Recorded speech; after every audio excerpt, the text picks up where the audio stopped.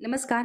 तर बघा आता आपले सिल्क थ्रेड वर्कची सीरीज चालू झालेली आहे आपल्या या चॅनलवरती.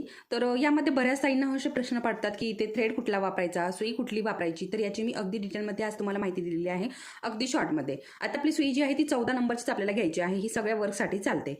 आणि आपला धागा जो आहे तो नंदीचा घ्यायचा आहे. हे पण खूप महत्त्वाचं आहे, कारण हा धागा जो आहे ना, हा लवकर तुटत नाही आणि जरा व्यवस्थित पॅक असतो. ठीक आहे. आता जेव्हा आपण धागा वर्क करायला घेतो तेव्हा आपल्याला धागा जो आहे तो डबलच घ्यायचा आहे.